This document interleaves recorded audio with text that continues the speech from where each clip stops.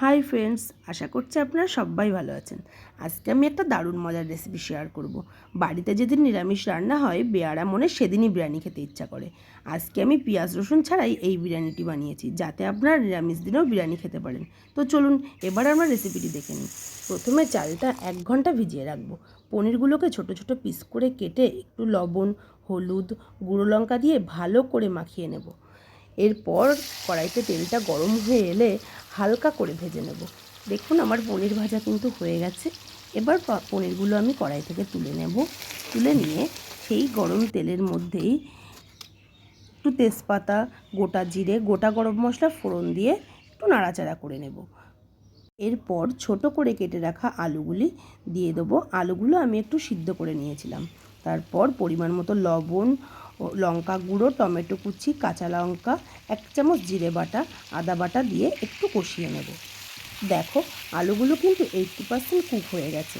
এবার একটু চিনি আর পনিরগুলো দিয়ে 1 মিনিট নাড়াচাড়া করব। এবার আমরা বিরিয়ানির ভাতটা রেডি করে নেব। ভাতটাও কিন্তু 80% কুক করে নিতে হবে। এবারে আমরা লেয়ারিংটা করে নেব। প্রথমে সেদ্ধ করে রাখা রাইসটা কিছুটা দিয়ে দেব। এবার রান্না করে রাখা আলু ও পনিরটা হাফ দিয়ে দেব। আবার একটু রাইস দিয়ে লেয়ার করে নেব। তারপর একে একে সমস্ত মশলাগুলি দিয়ে দেব। গোলাপ জল, কেওড়া জল, মিঠা আতর, তারপর 1 চামচ বিরিয়ানি মশলা দিয়ে দেব। এরপর আমুল দুধের মধ্যে একটু ফুড কালার দিয়ে সেটা দিয়ে দেব। তারপর একটু ঘি দেব। ঘি দিয়ে আমরা ঢাকনাটা দিয়ে ঢেকে দেব। এবার এটাকে দমে বসাবো। এই বিরিয়ানিটা বেশিক্ষণ দমে দেওয়া লাগে না। 10 মিনিট দম দিয়েই ঢাকনা খুলেছি। দেখুন আমাদের বিরিয়ানি কিন্তু রেডি। এটাকে এবার গরম গরম সার্ভ করুন। আপনারা অবশ্যই রেসিপিটি ট্রাই করবেন।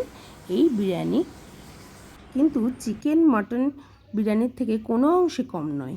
আজকের মতো বিদায় জানাচ্ছি। বাই। রেসিপিটি ভালো লাগলে চ্যানেলটি সাবস্ক্রাইব করবেন।